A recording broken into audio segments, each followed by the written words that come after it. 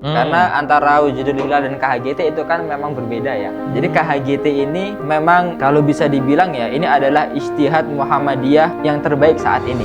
Karena bisa memanfaatkan pengetahuan, kemudian landasan dalil syar'i, kemudian hadisnya juga kuat. Apa argumen kuat dari sisi keagamaan maupun dari sisi astronomi tentang kalender Hijriah Global Tunggal ini? Seperti apa, Mem? Kalau Al-Quran kita bisa mengambil dalil di surat At-Taubah, yaitu yang membicarakan inna iddatash syuhuri isna asyara syahrun itu, yang jumlah bulan itu ada 12, kemudian ada 4 bulan haram. Nah, di belakang ayat itu kan ada dzalika dinul qayyim. Jadi agama yang lurus itu ya yang bisa memberikan kepastian untuk beribadah. Al-Quran kita bisa ambil ayat itu, kita bisa ambil hadis as-saumu yauma tasumun itu ya. Yang puasa, hari ketika puasa adalah hari kamu semua berpuasa, kemudian wal fitru yauma tuftirun. Nah, jadi Idul Fitri juga kalian semua bareng beridul fitri. Nah, ini mengisyaratkan bahwa kita puasa ya idealnya itu bersama-sama.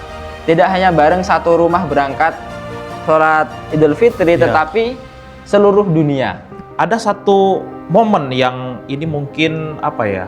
Ada titik perbedaan antara KHGT versi Muhammadiyah dengan KHGT versi Turki, terutama ketika menentukan tanggal 1 Ramadan 1447. Kita tahu bahwa Turki memutuskan 1 Ramadan itu bertepatan dengan 19 Februari. Tetapi Muhammadiyah itu justru 18 Februari. Siapa yang benar, siapa yang salah?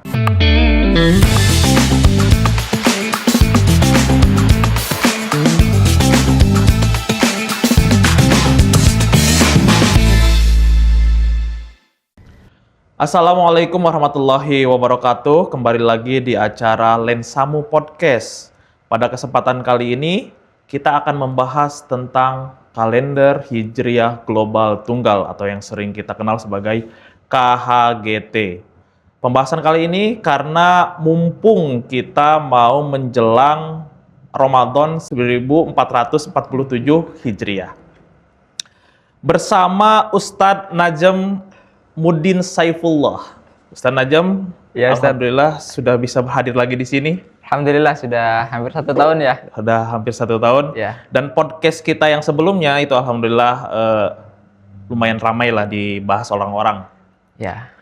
Ustaz Najm, kesibukan akhir-akhir ini apa-apa kesibukannya terus-menerus sosialisasi KHGT karena ini salah satu pakar kita di Muhammadiyah atau bagaimana?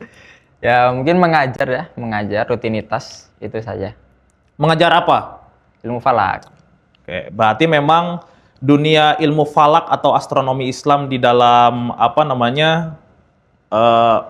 Ustaz Najm itu sudah sangat melekat sekali lah ya. Insya Allah. Alhamdulillah. Semoga ya, semoga.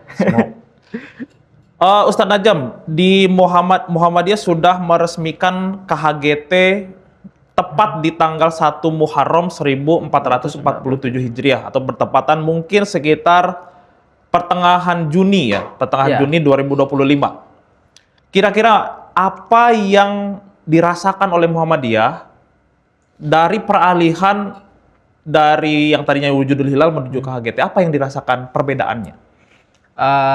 Untuk perbedaan mungkin ini ya, yang lebih terasa itu kefalakan atau keilmuan falak ini lebih dibincangkan lagi. Karena selama ini orang-orang hanya menunggu maklumat gitu ya. Betul. Ketika wujudul hilal ya sudah, ketika Muharram tunggu maklumat. Nah ini orang-orang menjadi lebih ingin tahu apa sih perubahan dari wujudul hilal ke KHGT, sehingga diadakan kajian-kajian. Karena antara wujudul hilal dan KHGT itu kan memang berbeda ya.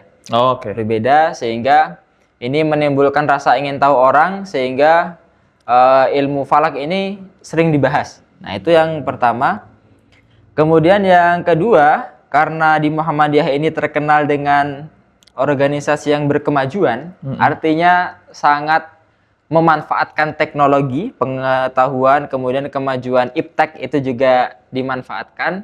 Nah, kemajuan ini juga dimanfaatkan untuk menentukan awal bulan. Jadi KHGT ini memang kalau bisa dibilang ya ini adalah ijtihad Muhammadiyah yang terbaik saat ini karena bisa memanfaatkan pengetahuan, kemudian landasan dalil syar'i, kemudian hadisnya juga kuat.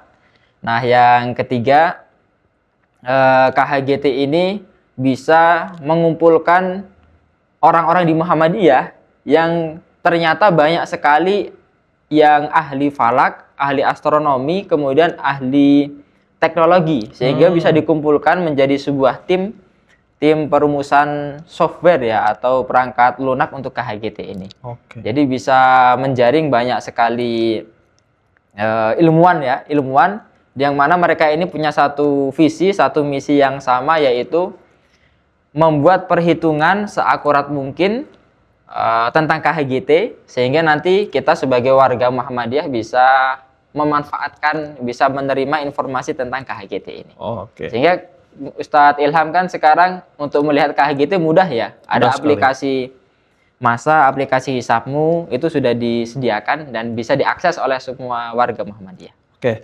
Berarti memang peluncuran KHGT itu mendorong terciptanya komunitas ilmiah yang kemudian bersatu untuk mewujudkan KHGT ini. Ada dari sisi ulamanya, kemudian ada dari sisi para saintisnya, kemudian ada juga dari sisi orang-orang yang paham dengan teknologi software begitu ya? Ya, betul sekali Ustadz Ilham. Oke. Bisa dijelaskan tidak apa argumen kuat dari sisi keagamaan maupun dari sisi astronomi tentang kalender Hijriah Global Tunggal ini? Seperti apa memang? Untuk dalilnya ya, kita itu pakai Al-Quran, pakai hadis juga, pakai fikih juga.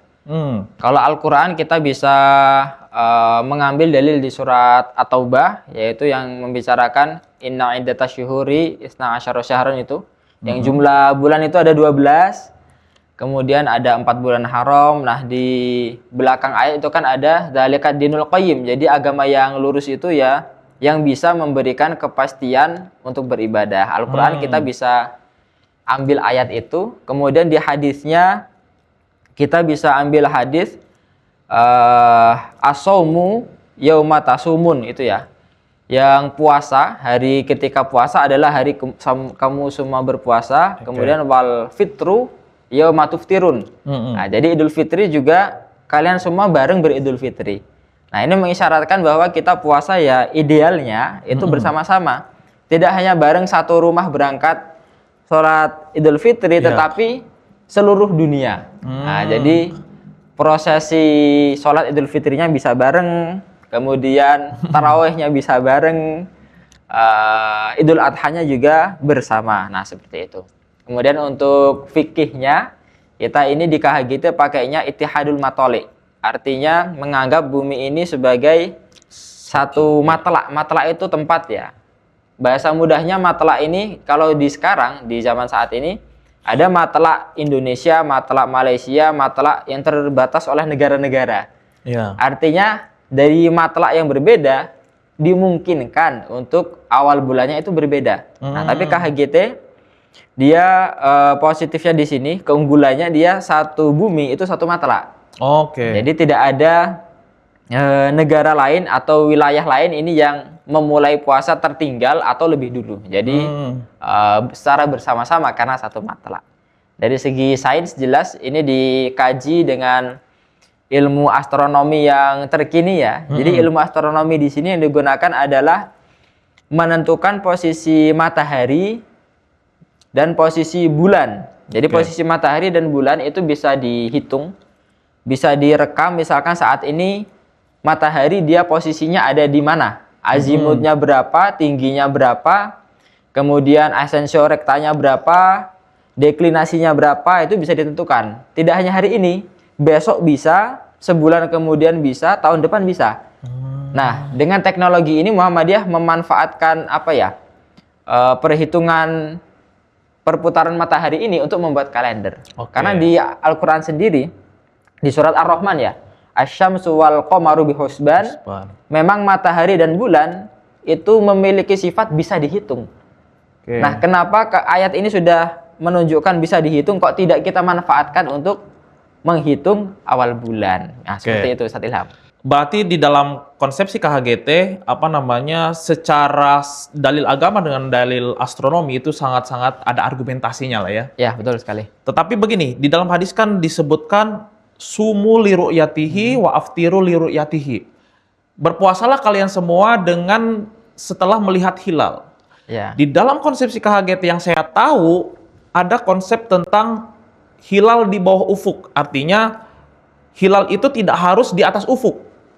Itu kan seolah-olah bertentangan dengan bunyi hadis ini. Itu seperti apa komentarnya? Ya, jadi itu hadis yang digunakan oleh pengamal ru'yat ya. Itu hadisnya sahih benar. Ada di hadis lain. Redaksinya berbeda tapi maknanya sama, yaitu la tasumu hatta tarawul hilal. Belakangnya juga mirip-mirip. Jadi jangan berpuasa sampai melihat hilal. Nah, yang kedua, melihat atau tidak melihat ini sebenarnya konsep yang sangat akrab dengan kita Muhammadiyah. Jadi di Muhammadiyah dengan konsep yang lama ya wujudul hilal, ketika tinggi hilal ini 1 derajat di atas atau di bawah ufuk? Di atas ya. Ufuk. Terlihat atau tidak? Kalau tidak. 1 derajat tidak terlihat. Tidak. Nah, jadi di Muhammadiyah ketika sudah wujud tetapi tidak terlihat itu sudah bulan baru. Ya. Nah, sekarang di KHGT ini yang tingginya di bawah ufuk, ini sebenarnya dia wujud juga. Tetapi wujudnya itu ya tidak melewati horizon saja. Jadi yang namanya horizon atau ufuk ini adalah batas yang bersifat lokal atau wilayah. Karena setiap horizon di satu tempat dengan tempat lain kan beda. Nah, horizon ini yang bersifat lokal itu tidak bisa menghentikan siklus bulan yang dia akan terus membesar. Jadi bulan itu yang paling awal ketika lahir itu tipis ya, kemudian akan semakin lama semakin tebal. Ini istilahnya iluminasi. Jadi ketika awal kecil kemudian dia lama-lama akan membesar. Nah, ketika bulan atau hilal itu di bawah ufuk, dia mengalami proses ini. Nah, yang terpenting catatannya adalah hilal ini atau bulan itu sudah mengalami konjungsi atau istima. Jadi konjungsi ini bisa diartikan sebagai kelahiran hilal ya. Artinya hilal telah bulan selesai menyelesaikan 1 putaran itu sudah konjungsi. Nah, kebetulan di Indonesia itu hilalnya di bawah ufuk. Tapi secara global apakah di bawah ufuk? Itu kan tidak. Contohnya nanti Ramadan. Ramadan nanti di Indonesia hilal di bawah ufuk. Di Aceh itu min 0,8 itu yang tertinggi ya. Tapi kalau sudah ke Arab Saudi itu sudah positif. Apalagi ke Amerika sudah positif dan bisa dilihat. Jadi kondisi hilal di bawah ufuk itu bersifat lokal, sedangkan KHGT ini kan global. Nah, sehingga yang lokal ini itu tidak bisa membatalkan yang global. Jadi fenomena istima ini fenomena global seperti itu. Jadi itu yang tidak dipermasalahkan lagi ya, apakah hilal di bawah atau di atas. Sekarang begini persoalannya, apakah bisa hilal yang ada misalkan di Amerika itu dianggap sebagai hilal untuk orang Indonesia yang bulannya itu, hilalnya itu masih di bawah ufuk? Itu bisa dijelaskan nggak? Ya bisa. Tadi sudah dijawab tentang matlak ya. Nah, kembali lagi ke matlak. Karena Indonesia dan Amerika ini satu matlak, maka dengan matlak antara matlak yang sama ini bisa diberlakukan transfer parameter, istilahnya itu. Jadi di Amerika sudah memenuhi kriteria parameternya, maka ditransfer ke Indonesia. Nah, konsep transfer ini itu di Indonesia ya sudah berlaku lama. Jadi ketika misalkan ru'yat saja ya, nanti bulan Syawal itu tinggi hilal di Indonesia yang paling tinggi itu Aceh. Sedangkan daerah lain itu di bawah 3. Artinya apakah terlihat? Tidak ya, tidak sesuai kriteria. Nah, di Aceh jika terlihat, dia akan ditransfer ke yang tidak terlihat. Nah, konsep ini diangkat yang lebih luas, KHGT, di Amerika sudah memenuhi parameter terlihat, maka bisa ditransfer ke Indonesia meskipun Indonesia ini di bawah ufuk. Jadi ini bukan hal yang baru ya, persoalan transfer ini. Jadi selama dia di matlak yang sama, nah maka dia bisa ditransfer begitu. tadi bagus sekali penjelasan dari Ustadz Najam, tetapi yang ingin saya tanyakan adalah apakah KHGT ini terbuka dengan masukan, dengan kritik dari masyarakat, atau memang ini tuh zero mistake lah? Itu seperti Ya. apa? Jadi KHGT ini kan adopsi dari Turki ya. Oke. Di dokumennya sendiri Turki itu di catatan akhir KHGT ini bukan hal yang final. Jadi dia masih bisa diuji. Jadi Muhammadiyah ini termasuk salah satu lembaga yang mengujinya, memakainya, diuji, kemudian kalau ada perubahan bisa diberikan di KHGT untuk KHGT sendiri itu. Karena di KHGT dokumennya ini belum rinci ya, isinya itu belum rinci. Oke. Jadi antar tempat misalkan Indonesia Muhammadiyah mengujinya, kemudian menafsirkan dokumen seperti ini. Amerika ada FCNA, dia menafsirkan dokumen Turki seperti ini. Turki sendiri punya dokumen, mereka menafsirkannya sendiri. Nah, Muhammadiyah punya penafsiran sendiri. Apakah Muhammadiyah anti kritik? Tidak. Jadi siapapun boleh memberikan masukan, memberikan tambahan ya, baik itu kritik ataupun masukan itu boleh dimasukkan karena di Muhammadiyah ya terus dikaji. Sehingga kan ada tim tadi ya, tim software, tim yang berisikan ahli falak, kemudian ahli IT-nya. Nah itu timnya ini terus mengkaji KHGT ini. Tapi untuk saat ini dengan maklumat yang dikeluarkan oleh Muhammadiyah bahwa Ramadan nanti jatuh di tanggal 18 Februari itu adalah istihad yang terbaik untuk saat ini. Oke. Jadi dengan teknologi yang ada itu yang paling baik, dengan kriteria yang ada itu yang paling kuat seperti itu Ustaz Ilham. Oke. Ini kan KHGT sangat-sangat merujuk ke keputusan yang ada di Istanbul tahun berapa? 2016. 2016. Ya. Oke. Negara mana saja yang memang sudah mengadopsi konsepsi KHGT yang spesifik menggunakan kriteria Istanbul 2016? Ya. Jadi untuk negara secara resmi ya, pemerintahnya ini Turki. Oke. Melalui Diyanet ini, Kementerian Agamanya di Turki itu sudah menerapkannya. Tapi negara lain yang secara otoritatif diputuskan oleh pemerintahnya itu memang belum ada. Tetapi komunitas Muslim yang ada di berbagai negara di Eropa maupun Amerika, mereka sudah memakainya. Sebut saja Fiqh Council of North America, Amerika Utara, itu punya lembaga fikih, mereka memakainya, sudah mengadopsi. Kemudian di Jerman juga ada lembaganya, namanya saya lupa ya, di Prancis juga ada, Belgia juga ada. Artinya Eropa ini kebanyakan lembaga fikihnya sudah mengadopsi. Kemudian Muhammadiyah sendiri itu juga sudah mengadopsinya. Jadi mereka melihat KHGT ini punya keunggulan, yaitu bisa memberikan kepastian perhitungan. Nah, itu yang alasan mengapa banyak negara di Eropa, di Barat yang menggunakan KHGT ini. Oke. Bagi teman-teman yang ada di luar sana ya, berarti tidak perlu merasa insecure. Apa jangan-jangan Muhammadiyah doang yang pakai KHGT? Ternyata di komunitas Muslim yang lain, KHGT itu sudah banyak dipakai di berbagai belahan dunia ya. Memang yang secara resmi, secara politik itu baru Turki. Baru Turki saja karena mereka yang menginisiasi dari KHGT ini. Oke, tetapi apa namanya? Ada satu momen yang ini mungkin apa ya? Ada titik perbedaan antara KHGT versi Muhammadiyah dengan KHGT versi Turki, terutama ketika menentukan tanggal 1 Ramadan 1447. Kita tahu bahwa Turki memutuskan 1 Ramadan itu bertepatan dengan 19 Februari. Tetapi Muhammadiyah itu justru 18 Februari. Siapa yang benar, siapa yang salah? Bisa dijelaskan nggak Ustadz Najim? Ya, jadi nanti ya teman-teman sobatmu ya, akan ada perbedaan, mungkin yang sudah membaca di media sosial tahu ya, akan ada perbedaan antara Muhammadiyah yang pakai KHGT dengan KHGT versi Turki. Jadi yang pertama ya, sebelum ke situ kita ke parameter dulu. Oke. Ini mudah sih. Jadi parameternya ini kita anggap ada 2 parameter ya.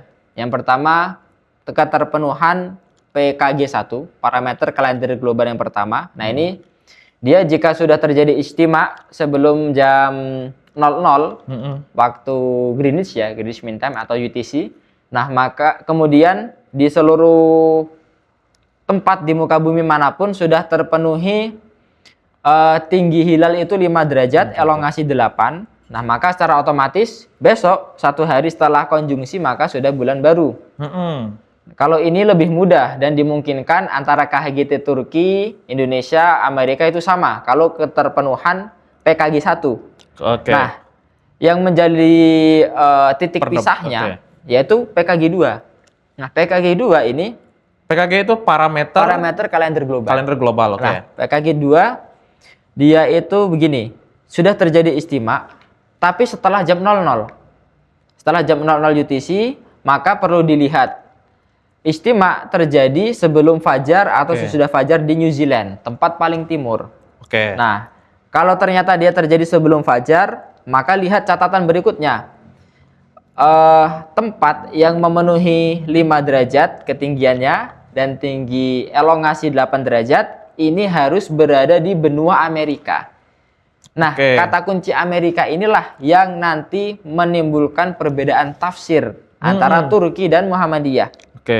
Amerika kalau kita lihat petanya ya, dia kalau Amerika yang sebelah paling barat, dia mengecil, memanjang. Nah, ini namanya Semenanjung Alaska. Semenanjung Alaska. Karena memang masih berada di daerah Alaska. Alaska itu Amerika. Nah, Semenanjung Alaska ini yang terjadi penafsiran. Kita tafsir yang Muhammadiyah dulu ya. Nah, Muhammadiyah menganggap Semenanjung Alaska. Jadi Semenanjung Alaska yang memanjang ini itu ada beberapa daerah seperti Tununak, ada Hooper Bay, ada Port Hayden. Nah, itu masih secara geografis ya. Kalau secara geografis berarti secara struktur lempeng bumi ya, benua dia masih di benua Amerika. Jadi di tim software itu ada salah satu ahli yang memang ahli pemetaan daerah. Jadi ahli pemetaan daerah. Iya, pemetaan daerah secara geografi. Jadi ini daerah ini ikut mana gitu ya, secara lempeng bumi bahkan dilihat. Jadi benua itu kan lempeng ya, lempeng Amerika begitu. Nah, tempat-tempat itu masih masuk benua Amerika, tidak hanya secara geografis, secara administratif, kenegaraan, dokumennya ya dia memang bagian dari Amerika. Nah, sehingga tempat ini ketika terpenuhi parameter hanya di tempat ini, maka Muhammadiyah menganggap sudah terpenuhi PKG 2. Nah, sehingga ketika istimewa terjadi tanggal 17, terpenuhi PKG 2 karena tempat-tempat ini seperti Port Hayden, Tununak, kemudian Kipnuk tadi, maka besok tanggal 18 sudah Ramadan. Nah, beda dengan Turki. Turki tidak menganggap tempat ini, yang mana tempat ini memang itu sangat kecil dan penduduknya sedikit. Jadi Muhammadiyah sebenarnya sudah sadar ini ya, perbedaan Turki sama Muhammadiyah. Kemudian berkirim surat dengan Turki. Nah, jadi Muhammadiyah juga menjalin hubungan dengan Diyanet Turki ya? Iya, betul sekali. Bahkan diskusi tentang masalah ini. Dan ternyata mereka menjawab bahwa daerah tersebut itu tidak mereka anggap untuk masuk kriteria. Karena apa? Karena tidak dianggap sebagai benua Amerika dan penduduknya sedikit. Jadi memperhatikan itu. Jadi kalau penduduknya sedikit ya tidak masuk hitungan mereka. Nah, kalau menurut Muhammadiyah, karena Muhammadiyah ini melihat dokumen resmi Turki ya, di dokumennya kan tertulis parameter ini terpenuhi di benua Amerika. Nah, maka tempat yang kecil itu ya jangan diabaikan, karena itu termasuk benua Amerika. Jadi daerah kecil seperti Port Hayden dan sebagainya itu karena itu Amerika, ya Muhammadiyah memasukkan ini. Betul. Sehingga terjadi perbedaan di sini. Karena Turki tidak memasukkannya, maka besok itu belum tanggal 1. Jadi Turki tanggal 1-nya tanggal 19. Nah, tapi Muhammadiyah itu ada temannya. Siapa? FCNA, yang di Amerika tadi, Amerika Utara. Ini apa? Lembaga Fatwa North Amerika, Amerika Utara. Amerika Utara, itu tanggal 18 juga. Karena mereka tahu bahwa itu bagian dari Amerika. Berarti Muhammadiyah bukan satu-satunya golongan Islam yang merayakan 1 Ramadan itu tanggal 18, tapi ada Ya, juga ya kan ada dari juga penduduk Amerika. dari KHGT-nya versi FCNA. Oh, Mereka oke. penafsirannya sama dengan Muhammadiyah. Jadi Oke. tidak mengabaikan daerah-daerah kecil di ujung Alaska, itu tidak diabaikan. Oke, betul betul betul. Berarti memang KHGT ini selain apa namanya seperti yang tadi dibicarakan mengumpulkan para ulama, mengumpulkan para saintis, mengumpulkan para ahli teknologi, tapi juga menjalin jejaring dengan jejaring internasional. Ya, betul Seperti sekali. tadi berdialog dengan Dianet, Ya. berdialog dengan FCNA juga kita ya, berdialog. betul Ya. berdialog dengan komunitas ulama di Amerika Utara. Memang alhamdulillah KHGT ini punya dampak positif bagi persyarikatan ya, terutama Ya. dalam misi internasionalisasi. Tapi yang menjadi pertanyaan adalah itu tadi kembali lagi siapa yang konsisten dan siapa yang tidak konsisten antara Muhammadiyah dengan Diyanet Turki, karena kan sama dua-duanya sama-sama menggunakan kriteria kalender global versi Istanbul tahun 2016. Itu gimana, Ya. Ustaz? Jadi Muhammadiyah dengan tim yang ada, mereka berusaha konsisten. Jadi berusaha tidak tidak merubah keputusan sesuai dengan pemerintahan siapa yang ada. Jadi mereka keputusannya ya sesuai dengan kondisi real begitu. Nah, kalau kita melihat dokumen Turki yang perihal Amerika tadi ya, Alaska, ya Muhammadiyah bisa kita bilang konsisten. Oh, konsisten malah ya? Konsisten karena daerah kecil yang ada di semenanjung Alaska itu masuk bagian dari benua Amerika. Oke. Jadi itu bisa dihitung. Dan Muhammadiyah karena memasukkan daerah kecil itu untuk perhitungan bulan berikutnya juga sama. Tempat yang kecil itu tidak akan diabaikan. Nah, sedangkan kalau kita melihat Turki ya, ini bukan menyalahkan Turki, tetapi dalam hal geosentris atau toposentris, nah tadi belum dibahas ya. Jadi untuk perhitungan tinggi hilal dan elongasi, memang di dokumen Turkinya itu belum terperinci apakah geosentris atau toposentris. Tapi setelah kita korespondensi dengan Turki, mereka menjawab pakainya geosentris. Oke, sebentar sebelum Ya. masuk itu mungkin sobatmu belum ada yang ini hafal apa itu toposentris, Ya. geosentris itu kayak gimana? Silakan Ustaz Najam. Jadi geosentris dan toposentris mudahnya begini. Jadi kita itu kan menghitung tinggi hilal. Oke.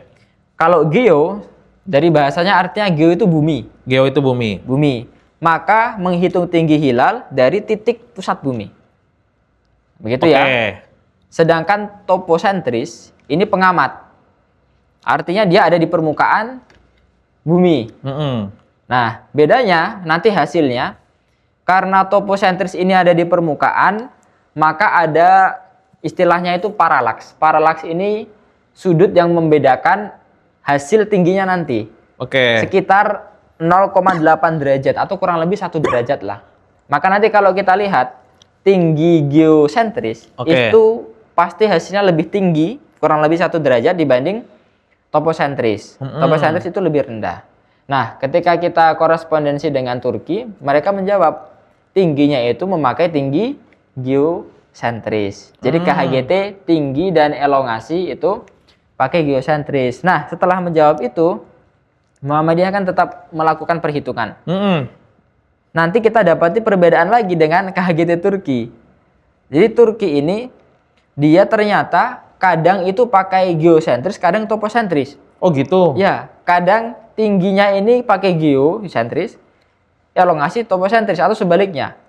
Nah, sehingga ada ketidakkonsistenan di sini. Dan itu sedang terus kita dialogkan dengan Turki ya. Jadi ada beberapa temuan yang kita kirim temuan ini ke Turki. Jadi dikirim, dibahas bersama begitu. Sehingga yang namanya KHGT sesuai di dokumen tadi ya, itu kan hal yang belum final, masih diuji coba. Kalau ada salah ya bisa saja terjadi. Nah, Muhammadiyah juga mengujinya, kemudian menyajikan data. Kalau ada yang berbeda, kita cari titik bedanya di mana, permasalahannya apa, apakah beda geosentris sama toposentris, apakah Amerika tadi. Nah, itu didiskusikan lagi. Oke. Nah, harapannya semoga Turki nanti akhirnya sama dengan KHGT versi Muhammadiyah. Jadi penafsirannya semoga sama. Oke. Karena memang Muhammadiyah terhitung lebih konsisten dengan teori yang dibuat di Istanbul 2016 itu kan? Iya, berusaha konsisten dengan teori dokumen yang ada. Oke.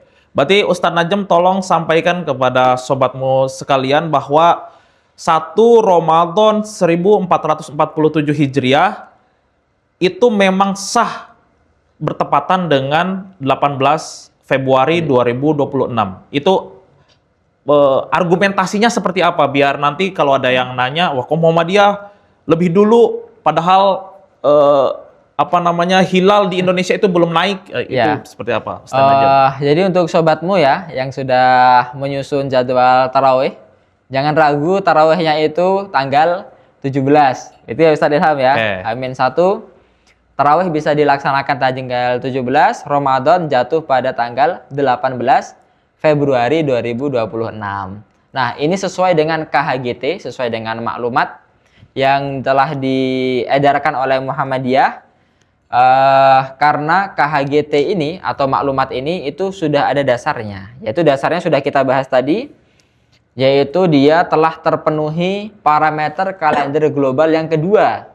Karena apa? Karena istimak terjadi setelah jam 00 waktu UTC ya, waktu GMT sudah terpenuhi. Kemudian tinggi hilal yang merupakan ini parameter ya, parameternya itu tinggi 5 derajat, elongasi 8 derajat itu sudah terpenuhi di wilayah benua Amerika. Jadi ini sudah sesuai dengan dokumen yang ada di Turki, sesuai dengan KHGT. Jadi hisab KHGT ini yang akhirnya memutuskan bahwa 1 Ramadan tanggal 18 Februari 2026 itu sudah sesuai dengan rumusan KHGT yang ada, seperti itu Ustaz Ilham. Oke. Bagaimana Ustadz menyikapi kalau ada perbedaan misalkan dengan pemerintah sendiri?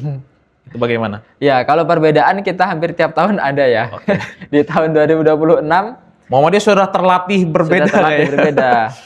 Ramadan insya Allah berbeda, hampir 99% berbeda.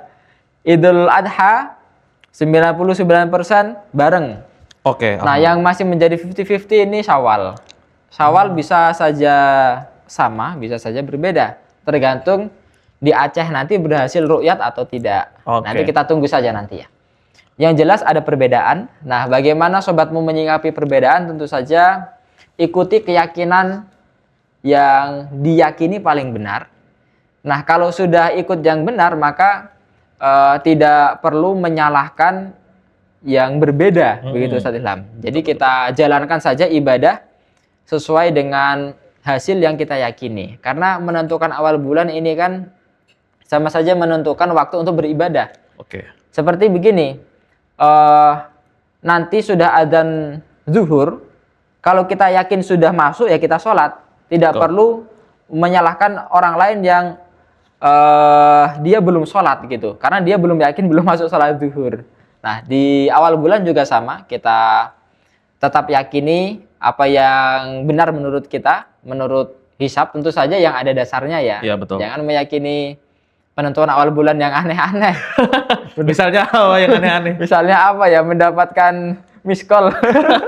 Miss call dari Tuhan langsung. Iya, yang jelas ini ada dasarnya. Selama dia hisab atau ru'yatnya ini ada dasarnya ya kita toleransi ya. Perbedaan di situ kita yakini benar, kita ikuti.